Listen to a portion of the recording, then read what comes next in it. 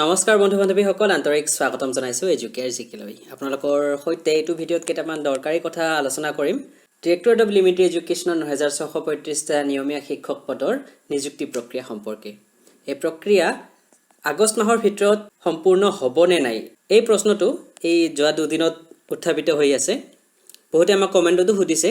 so এই বিষয়ত এটা পৰ্যালোচনা কৰিবলৈ চেষ্টা কৰিম আশা কৰিছো ভিডিঅ'টো আপোনালোকে ভাল পাব ভিডিঅ'টো আৰম্ভ কৰাৰ পূৰ্বে এটি অনুৰোধ যদিহে এতিয়ালৈকে চেনেলটো সাবস্ক্ৰাইব কৰা নাই আশা কৰিছো সাবস্ক্ৰাইব কৰি ল'ব আৰু আমাৰ নতুন আৰু পুৰণি সকলো দৰ্শকসকলে অনুৰোধ যদিহে এতিয়ালৈকে আপোনালোকে নটিফিকেশন বেলটো প্ৰেছ কৰি অল ভিডিঅ সিলেক্ট কৰা নাই এবাৰ কৰি ল'ব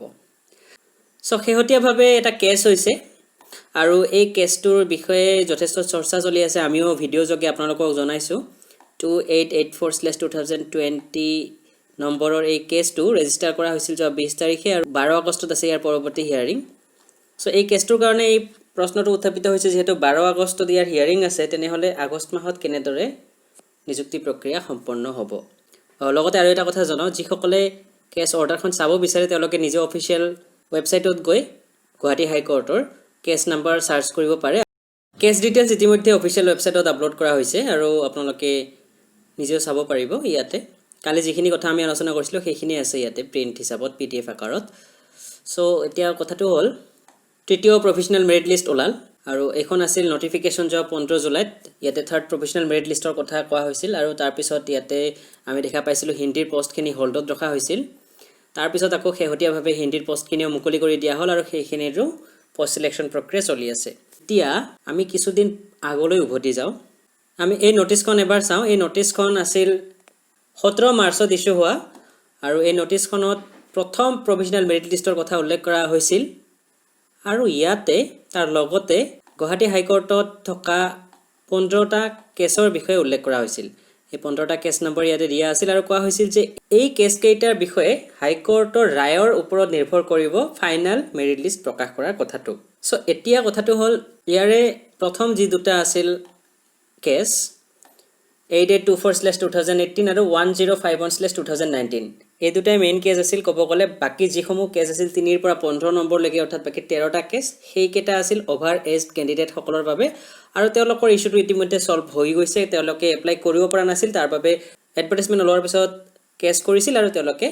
আবেদন কৰাৰ সুযোগ পাইছিল সেই কথাটো অন্য এখন নটিফিকেশন যোগে ডিইই কৰ্তৃপক্ষই জনাইছিল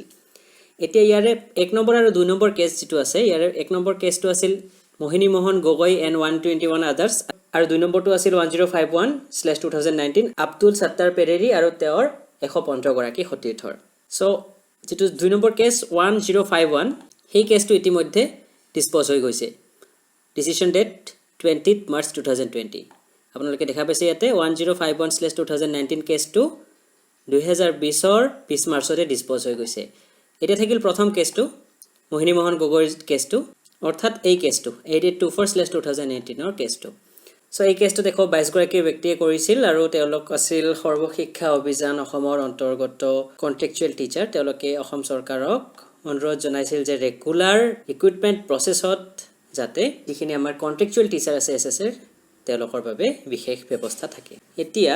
শেহতীয়াভাৱে আপোনালোকে খবৰ পাইছে নিশ্চয় যিখিনি আমাৰ কন্ট্ৰেকচুৱেল টিচাৰ আছিল এছএছএ আৰু ষ্টেট পুলৰ তেওঁলোকৰ বাবে ৰাজ্য চৰকাৰে বিশেষ ব্যৱস্থা কৰিছে তেওঁলোকৰ চাকৰি নিশ্চয়তা 60 বছৰলৈ প্ৰদান কৰিছে তাৰ উপৰি আৰু বিভিন্ন সুবিধা দিয়া হৈছে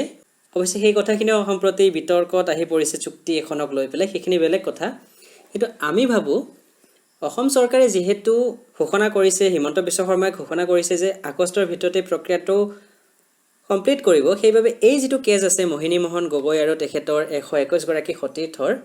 এইটোৰ ক্ষেত্ৰতো হয়তো অসম চৰকাৰে শেহতীয়া যিসমূহ সুবিধা প্ৰদান কৰা হৈছে সেই কথাখিনিকে যুক্তি হিচাপে প্ৰদৰ্শন কৰিব বাকি যেটো শেহতীয়া কেছ 2884/2020 যেটো এনআইওএছ ডিএলএডক লৈ হেতুৰ 12 আগষ্টত শুনানি আছে আৰু হয়তো আমি আশা কৰিব পাৰো এটা পজিটিভ নিউজ আহিব আৰু আজি ইতিমধ্যে এটো খবৰো ওলাইছিল যে সেপ্টেম্বৰৰ পৰা শিক্ষানুষ্ঠানসমূহ খোলাৰ বাবে পৰিকল্পনা লৈছে ৰাজ্য চৰকাৰে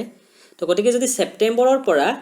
বিদ্যালয়সমূহ খোলা হয় তেনেহলে আগষ্টৰ ভিতৰত টিচাৰ ৰিক্ৰুটমেন্ট প্ৰসেসটো কমপ্লিট কৰিবলৈ যিকোনো উপায়েৰে চেষ্টা কৰিব শিক্ষা বিভাগে আৰু এই কথা স্পষ্ট যদি সেপ্টেম্বৰত বিদ্যালয় খুলিব লগা হয় আগষ্টৰ ভিতৰতে কামখিনি কমপ্লিট কৰি তেওঁলোকৰ নিযুক্তিৰ ব্যৱস্থা কৰিব কাৰণ তেওঁলোকে তেতিয়া সেপ্টেম্বৰত বিদ্যালয়ত জয়েন কৰিব পাৰিব এই কথাটো আপোনালোকে গমেই পাইছে আজি বাতৰি কাকতসমূহতো ওলাইছিল যে ছেপ্টেম্বৰত বিদ্যালয়সমূহ খোলাৰ এটা সম্ভাৱনা আছে যদিহে পৰিস্থিতি অলপ ভাললৈ আহে So the final result of the selection process, final select list will be published after receiving the leave of the court in Honorable High Court case as mentioned in the notice file number যেটো 17 মাৰ্চত যিখন notice ওলাইছিল তাত উল্লেখ থকা যে 15টা cash আৰু লগতে আৰু এটা নতুন কেছ যোগ হ'ল আমি আশা কৰিব পাৰো মহামান্য গুৱাহাটী উচ্চ ন্যায়ালয়ে শীঘ্ৰেই হয়তো আগষ্টৰ ভিতৰতে গুটিখিনি কেছৰ ক্ষেত্ৰত এটা শুনানি দিব আৰু আগষ্টৰ ভিতৰতে কামখিনি কমপ্লিট হৈ যাব ইতিমধ্যে কাম বহুখিনি আগবাঢ়িছে তৃতীয় প্ৰফেশনাল মেৰিট লিষ্ট ওলোৱাৰ পিছত প্ৰাপ্ত খবৰ অনুসৰি চতুৰ্থ মেৰিট লিষ্ট নোলাই একেবাৰে ফাইনেল মেৰিট লিষ্টে ওলাব গতিকে আপোনালোকৰ যিসকলে সিলেকশন লাভ কৰিছে তেওঁলোকে এই কথাখিনি যোগাত্মকভাৱে বিবেচনা কৰক বেছি চিন্তা নকৰিব বেয়া ভাৱ মনলৈ আহিবলৈ নিদিব সো আজি এইখিনি আপডেট আপোনালোকৰ সৈতে আলোচনা কৰিবলৈ চেষ্টা কৰিলো ভিডিওটো ভাল পালে লাইক কমেন্ট আৰু শেয়াৰ কৰিব আৰু যদি হে এতিয়ালৈকে চেনেলটো সাবস্ক্ৰাইব কৰা নাই সাবস্ক্ৰাইব কৰি ল'ব ভিডিওটো ইমানতে শেষ কৰিছো ধন্যবাদ